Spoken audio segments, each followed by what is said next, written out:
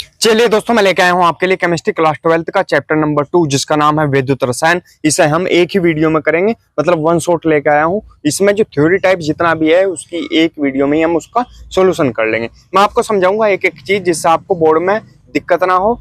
तो आपको क्या करना है, रटना बिल्कुल नहीं है, आपको समझते हुए चलना है। एक एक चीज को मैं समझाने का प्रयास करूंगा, और अगर कुछ आपके समझ नहीं आता तो आप कमेंट करके पूछ सकते हैं। दोस्तों, मैंने फिजिक्स के चैप्टर नंबर 1 जो विद्युत आवेश तथा क्षेत्र है उसकी वीडियो भी जो अपलोड कर दी है, उसके शॉर्ट क्वेश्चंस की अलग वीडियो अपलोड की है, उसके लॉन्ग क्वेश्चंस की अलग वीडियो अपलोड की है वन शॉट, और न्यूमेरिकल्स का अलग वन शॉट अपलोड किया है। ऐसे ही मैं केमिस्ट्री में कर रहा हूँ, विलयन की भी अपलोड कर दी गई है वीडियो, रासायनिक बलगति की भी अपलोड कर दी गई है न्यूमेरिकल्स की, और आप जाकर देख सकते हैं और बोर्ड में धमाल मचाने की तैयारी कर सकते हैं। तो फिजिक्स और केमिस्ट्री दोनों को साथ लेकर मैं चल रहा हूँ। तो चलिए दोस्तों, स्टार्ट करते हैं इस वीडियो को। क्या है हमारे पास, चैप्टर 2 है विद्युत रसायन, केमिस्ट्री क्लास 12 का ये चैप्टर है। मोस्ट इंपोर्टेंट ये चैप्टर रहने वाला है। न्यूमेरिकल्स भी इसके आते हैं। इसके न्यूमेरिकल्स की जो वीडियो है वो भी मैंने अपलोड कर दी है। पार्ट वाइज है, क्योंकि पार्ट वाइज इसलिए होती है न्यूमेरिकल्स की वीडियो, क्योंकि लंबी हो जाती है बहुत ज्यादा। और अगर आप 2-3 न्यूमेरिकल्स या 4 न्यूमेरिकल्स ही डेली करोगे तो ही ठीक है। अगर ज्यादा करने का प्रयास करोगे तो उसमें कंफ्यूज होने की संभावना ज्यादा रहती है। इसलिए मैं उतना ही कराता हूँ जितना आप डेली कर सकें। तो चलिए दोस्तों, स्टार्ट करते हैं इस वीडियो को, देखते हैं क्या है हमारे पास। दोस्तों देखते हैं हमारा पहला टॉपिक क्या है, कोलराउस का नियम। इसे समझाऊंगा बहुत ही सिंपल तरीके से, ठीक है। आपको जो मैं करा रहा हूँ बस वही करते जाना है। मोस्ट इंपोर्टेंट ये नियम है, कोलराउस का नियम, ठीक है। तो ये बोर्ड के लिए मोस्ट इंपोर्टेंट है, बोर्ड में आता है हर बार, तो इसलिए इसे अच्छे तरीके से आप करेंगे। क्या है हमारे पास कोलराउस का नियम, क्या होता है कोलराउस का नियम, सबसे पहले देखेंगे। इस नियम के अनुसार अनंत तनुता पर, ये किस पर लागू होता है, अनंत तनुता पर। वर्ड याद रखेंगे, अनंत तनुता पर, ठीक है। तनुता अनंत हो सकती है, मतलब कितनी भी हो, अनंत तक, अनंत तनुता पर लागू होगा, ठीक है, वरना लागू नहीं होगा। पहली बात, किसी विद्युत अपघट्टे की मोलर चालकता उसके सभी धनायनों एवं ऋणायनों की आयनिक मोलर चालकता का योग होती है। क्या होती है, विद्युत अपघट्टे की मोलर चालकता। जो मोलर चालकता होगी, क्या होगी, जो मोलर चालकता होती है वो क्या होती है, सभी धनायनों माने जो पॉजिटिव वाले हैं, प्लस वाले जितने भी हैं, ठीक है, एवं ऋणायनों माइनस वाले, ठीक है, की आयनिक मोलर चालकता का योग होती है। विद्युत अपघट्टे की जो मोलर चालकता होगी वो क्या होती है, अनंत, क्या है कोलराउस का नियम, देखो याद करते हुए चलेंगे, बिल्कुल सिंपल। अनंत तनुता पर किसी विद्युत अपघट्टे की मोलर चालकता क्या होती है, उसके सभी धनायनों एवं ऋणायनों की मोलर चालकता आयनिक मोलर चालकता का योग होती है। अब मान लिया, देखते हैं, इसकी आयनिक मोलर चालकता 5 है, इसकी 10 है, तो दोनों का योग क्या होगी, विद्युत अपघट्टे की मोलर चालकता के बराबर। बात आ गई समझ में। तो क्या कहना चाह रहे हैं, अनंत तनुता पर किसी विद्युत अपघट्टे की मोलर चालकता उसके सभी धनायनों एवं ऋणायनों की आयनिक मोलर चालकता का योग होती है, ठीक है। यही नियम है कोलराउस का। इस नियम को कोलराउस ने दिया था, इसलिए इसे क्या बोला जाता है, कोलराउस का नियम कहा जाता है। तो चलिए अब देखते हैं हम इसके अनुप्रयोग। बहुत ही सिंपल से अनुप्रयोग है, ये आपको लिखने हैं, अनुप्रयोग भी पूछ ले जाते हैं एग्जाम में। कोलराउस के नियम के अनुप्रयोग। और दोस्तों, इस वीडियो के लास्ट में आपके लिए मोस्ट इंपोर्टेंट गिफ्ट है जो आपको बोर्ड में बहुत ज्यादा हेल्प करेगा। तो चलिए, कोलराउस के नियम के अनुप्रयोग क्या है, अनुप्रयोग 2 अनुप्रयोग लिखेंगे, ठीक है। नंबर 1, दुर्बल विद्युत अपघट्टों की क्या होता है, क्या काम करता है ये नियम, दुर्बल विद्युत अपघट्टों की मोलर चालकता की गणना करने, ठीक है। कहाँ यूज करते हैं हम इसे, दुर्बल विद्युत अपघट्टों की मोलर चालकता की गणना करने के लिए इसका प्रयोग करते हैं, ठीक है। नंबर 2, वियोजन की कोटि ज्ञात करने में, किसमें, वियोजन की कोटि ज्ञात करने में भी हम इसका प्रयोग करते हैं। तो ये जो 2 मैंने बताई, इन्हें अच्छे तरीके से करेंगे, इस नियम को भी अच्छे तरीके से करेंगे। बहुत ही सिंपल सा नियम है। अगर आपके कुछ समझ में ना आया तो आप कमेंट करके पूछ सकते हैं। बढ़ते हैं हम अगले टॉपिक की तरफ। चलिए दोस्तों, देखते हैं अगला टॉपिक क्या है हमारे पास, निरंतर समीकरण। ये भी भाई मोस्ट इंपोर्टेंट है, इसे भी बहुत अच्छे तरीके से करेंगे, रट लेंगे इसे, ठीक है। तो समीकरण है, रट लेंगे इसे, इसमें समझने का कुछ नहीं है, रटने का है। चलिए फिर इसका जो क्लियर होगी ये नैनसेट समीकरण, इसे अच्छे तरीके से समझेंगे हम न्यूमेरिकल्स में। ठीक है, फिलहाल तो हम एक रिएक्शन दे देते हैं किसी इलेक्ट्रोड क्रिया, ठीक है, ये दी हुई है, के लिए नैनसेट समीकरण निम्न होगी। क्या होगी देखते हैं। देखो ई एम एन प्लस बटे एम, ये बताऊंगा ई क्या है, ई जीरो क्या है, ठीक है, ये भी बताऊंगा। पहले ही देखेंगे क्या हो जाएगी, ई एम एन प्लस बटे एम, ठीक है, ये उसमें पता लगेगा आपको किसमें, जब हम न्यूमेरिकल्स करेंगे इसके, ठीक है, equal to E zero M N plus बटे एम, ठीक है, इसकी बात हो रही है, एम एन प्लस बटे एम, ठीक है, और यहाँ एम एन प्लस बटे एम, एम एन प्लस, तो मतलब ये इसे बोलते हैं हम इलेक्ट्रोड विभव, इसे बोलते हैं मानक इलेक्ट्रोड विभव, ठीक है। इस रिएक्शन में देकर रखते हैं, मतलब न्यूमेरिकल्स में देकर रखते हैं इसे, ठीक है, याद रहेगा आपके जब आप न्यूमेरिकल्स करोगे और इसे अच्छे तरीके से याद कर लोगे। माइनस 2.303, मान लिया एक किस्म से क्या है, एक फॉर्मूला है, क्या है, फॉर्मूला है जिसे आपको याद रखना है। इसने कहा कि ये समीकरण होगी अगर, तो अभिक्रिया ये समीकरण ऐसा बनेगी, अगर वहां पर दूसरी समीकरण दी हुई होगी न्यूमेरिकल्स में तो वहां पर उसके अकॉर्डिंग ही बनेगी, ठीक है।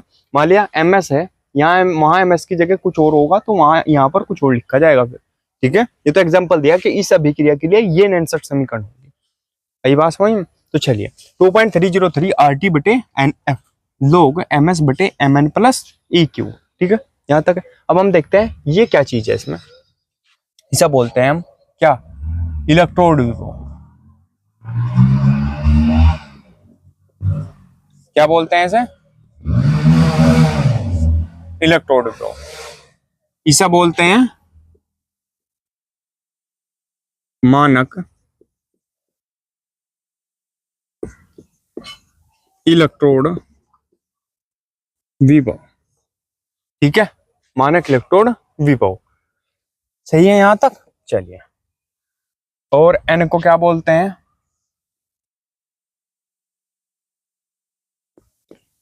इलेक्ट्रोड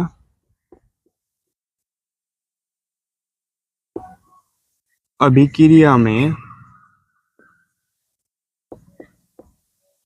भाग लेने वाले, क्या, इलेक्ट्रोड अभिक्रिया में भाग लेने वाले क्या है, इलेक्ट्रॉनों की संख्या,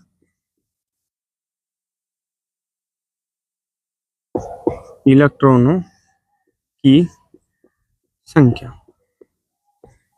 ठीक है। एफ क्या है, फैराडे, फैराडे, ठीक है भाई। और टी क्या है, टेम्परेचर, गर्म ताप यानी, और आर क्या है, गैस नियतांक,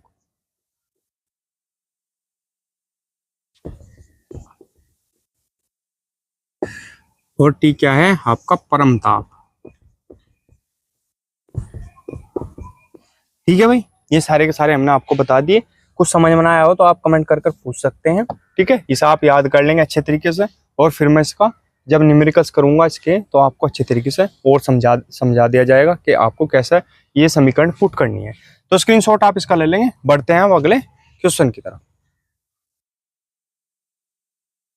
चलिए दोस्तों, देखते हैं अगला टॉपिक क्या है हमारे पास, फैराडे के विद्युत अपघटन के नियम। ये भी इंपॉर्टेंट क्वेश्चन है, इसे भी अच्छे तरीके से करेंगे। दो नियम है इसके, फिजिक्स में भी भाई फैराडे के दो नियम और केमिस्ट्री में फैराडे के दो नियम, ठीक है, दोनों अलग अलग नियम है। कभी एक मिक्स कर दो, फिजिक्स में केमिस्ट्री के और केमिस्ट्री के फिजिक्स में, ऐसा नहीं करना। तो अच्छे तरीके से आपको याद करने हैं फैराडे के विद्युत अपघटन के नियम में कौन से हैं, फिजिक्स में फैराडे के विद्युत चुंबकीय प्रेरण संबंधी नियम, ठीक है। तो वे अलग है, ये अलग है। तो प्रथम नियम क्या कहता है फैराडे का, विद्युत अपघटन में कैथोड तथा एनोड पर, कैथोड तथा एनोड पर मुक्त होने वाले पदार्थों की मात्रा, ठीक है, कैथोड पर और एनोड पर मुक्त हो रहे हैं यानी फ्री होने वाले पदार्थों की जो मात्रा है, विलयन में प्रवाहित होने वाली विद्युत की मात्रा के समानुपाती होती है। क्या होती है, के समानुपाती होती है। चलिए एक बार और समझते हैं, फिर इससे समझ में आएगा आपके फॉर्मूले। विद्युत अपघटन में कैथोड तथा एनोड पर मुक्त होने वाले पदार्थों की मात्रा विलयन में प्रवाहित होने वाली विद्युत की मात्रा के समानुपाती होती है। क्या होती है समानुपाती? विद्युत अपघटन में कैथोड तथा एनोड पर मुक्त होने वाले पदार्थों की मात्रा, मुक्त होने वाले पदार्थों की मात्रा विलयन में प्रवाहित होने वाली विद्युत की मात्रा के समानुपाती होती है। अब बात करते हैं, मान लेते हैं, माना कि क्यू विद्युत की मात्रा, क्यू है विद्युत की मात्रा विलयन में से प्रवाहित करने पर, ठीक है, विद्युत की मात्रा कितनी? क्यू प्रवाहित करने पर, ठीक है, विलयन में से किसी इलेक्ट्रोड पर W ग्राम पदार्थ मुक्त होता है। W ग्राम पदार्थ मुक्त होगा, ठीक है, हो रहा है, ये मान रहे हैं। तो W किसके अनुक्रमानुपाती या समानुपाती होगा? क्यू के, ठीक है, समझ में आई बात? यही तो नियम है, यही तो हमने कहा ऊपर।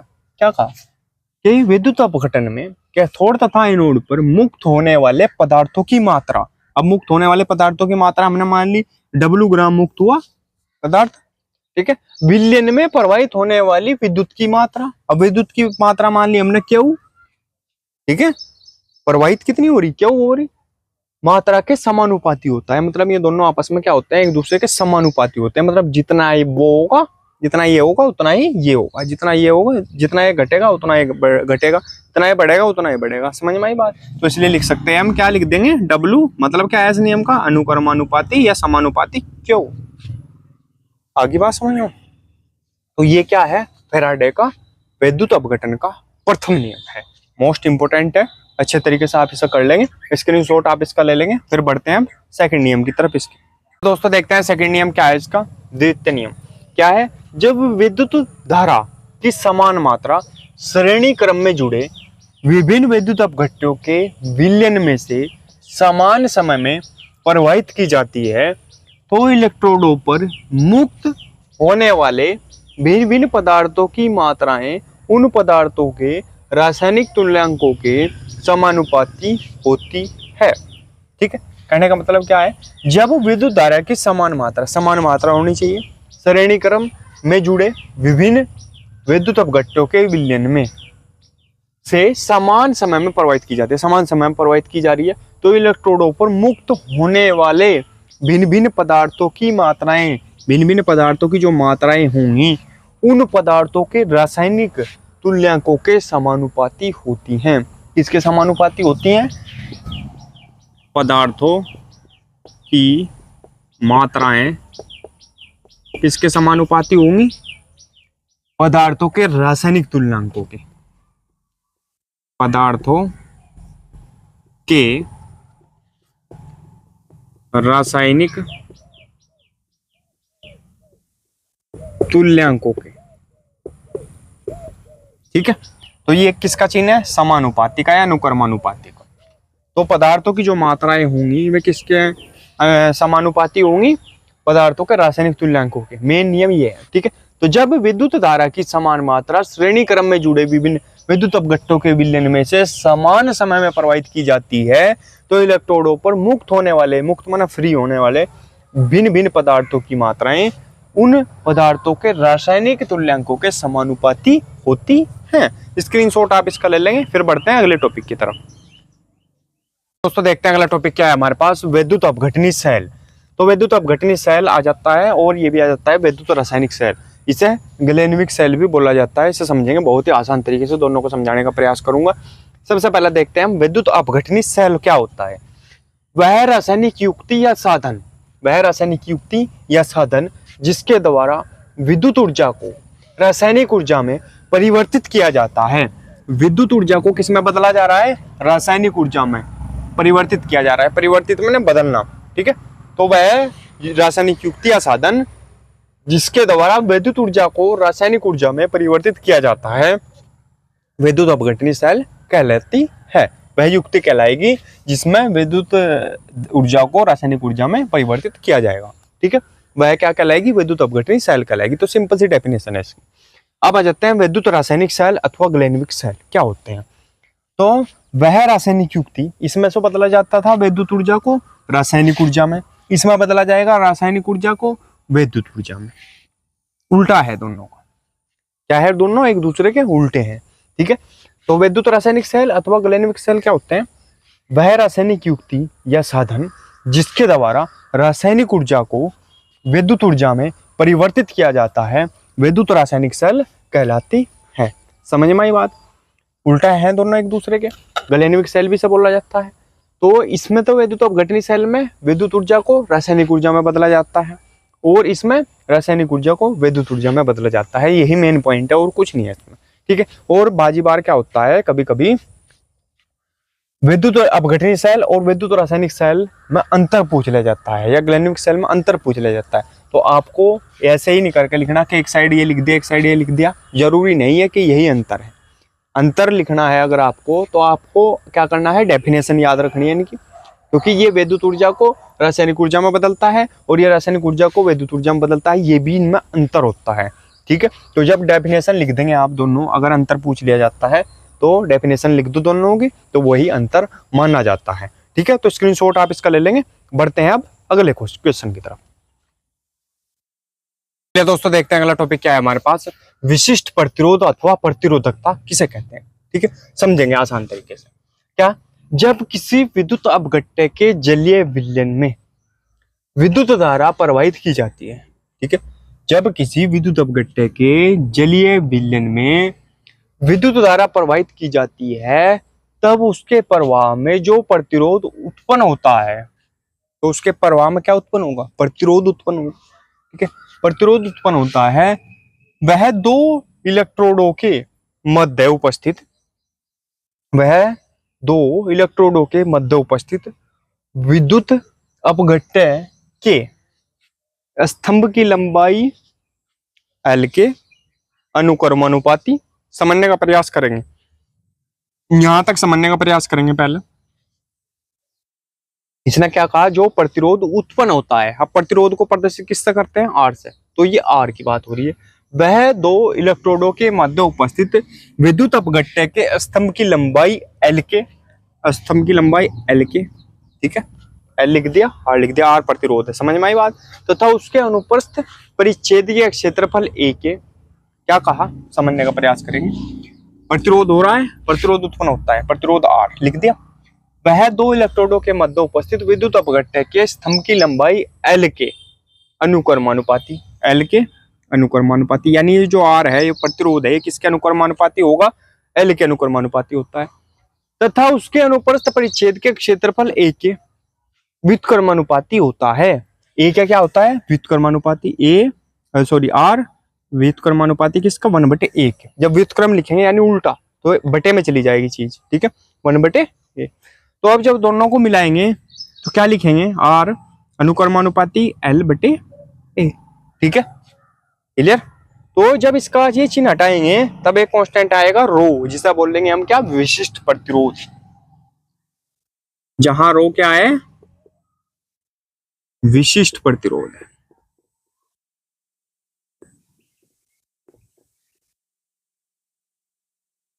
जहां रो विशिष्ट प्रतिरोध है, ठीक है। स्क्रीनशॉट आप इसका ले लेंगे। कुछ समझ में आया तो आप कमेंट कर पूछ सकते हैं। बढ़ते हैं अब अगले टॉपिक की तरफ। चलिए दोस्तों, देखते हैं अगला टॉपिक क्या है हमारे पास, चालकत्व। क्या होता है चालकत्व, प्रतिरोध के व्युत्क्रम को चालकत्व कहते हैं। इसे C द्वारा प्रदर्शित किया जाता है। किसके व्युत्क्रम को, प्रतिरोध के व्युत्क्रम को चालकत्व कहते हैं। इसे C द्वारा प्रदर्शित किया जाता है। यानी ये क्या है, प्रतिरोध के व्युत्क्रम में ना, प्रतिरोध का उल्टा, प्रतिरोध का जो उल्टा होगा वो क्या कहलाएगा आपके पास, चालकत्व कहलाएगा। वो क्या कहलाएगा, चालकत्व कहलाएगा, ठीक है। तो चालकत्व C बराबर होता है 1/, प्रतिरोध R। तो प्रतिरोध का उल्टा है, यानी व्युत्क्रमानुपाती है चालकत्व किसके, प्रतिरोध के, ठीक है। और मात्रक लिखेंगे, मात्रक क्या होता है इसका, क्योंकि प्रतिरोध का उल्टा होता है, प्रतिरोध का मात्रक क्या होता है, ओम, लेकिन ये उल्टा होता है तो इनवर्स आ जाएगा, ठीक है। क्या आ जाएगा, इनवर्स। तो मात्रक होगा इसका ओम इनवर्स है। इसके लिए इसे किससे प्रदर्शित करते हैं, C से प्रदर्शित करते हैं। स्क्रीनशॉट आप इसका ले लेंगे। फिर बढ़ते हैं अगले टॉपिक की तरफ। देखते हैं अगला टॉपिक क्या है हमारे पास, सेल नियतांक या सेल स्थिरांक भी सही बोला जाता है। सेल नियतांक पे जाता है, सेल स्थिरांक पे जाता है। क्या होता है, किसी सेल के दो समांतर इलेक्ट्रोडों के मध्य की दूरी, यानी बीच की दूरी, और इलेक्ट्रोड के अनुप्रस्थ परिच्छेद के क्षेत्रफल का अनुपात, क्लियर। अनुपात, अनुपात किसे बोलते हैं, अनुपात क्या होता है, इन दोनों का अनुपात, मतलब L क्या है, मध्य दूरी L, और एल अनुपात किसके है, क्षेत्रफल के। क्षेत्रफल को प्रदर्शित करते हैं ए से, ठीक है। तो इसे क्या लिखा जाता है, एल बटे ए। ये पढ़ा भी होगा आपने, एल बटे ए।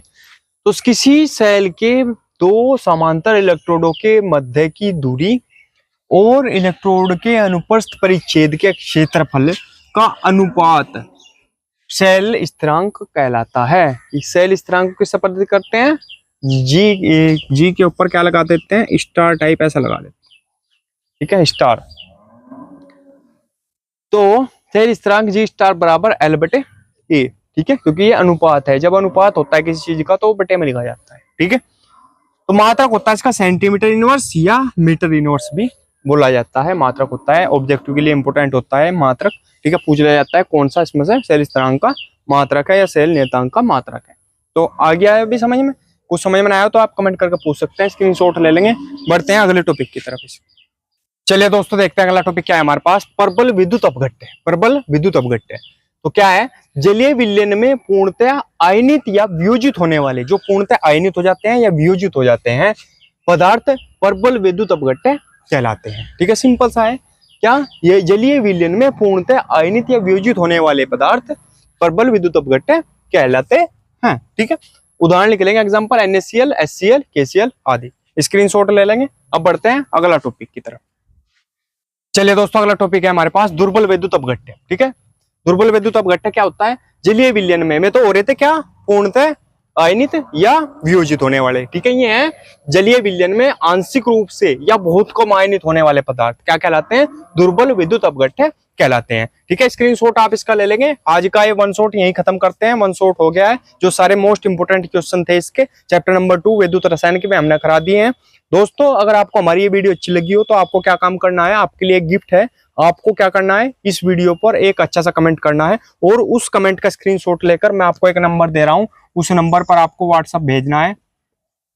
मतलब स्क्रीनशॉट लेकर इस नंबर पर आप व्हाट्सएप करेंगे, ठीक है, स्क्रीनशॉट लेकर, और आपको मिलेंगे इस चैप्टर के मोस्ट इंपोर्टेंट क्वेश्चंस के नोट्स है बिल्कुल फ्री में। तो दोस्तों अगर वीडियो अच्छी लगी हो तो प्लीज वीडियो को लाइक कीजिए, कमेंट कीजिए और हमारे चैनल को सब्सक्राइब कीजिए और घंटे का बटन भी दबा लीजिए, जिससे आपको हमारी वीडियो की नोटिफिकेशन सबसे पहले मिल सके। मिलते हैं अगली वीडियो में, तब तक के लिए बने रहिए हमारे चैनल पर। धन्यवाद।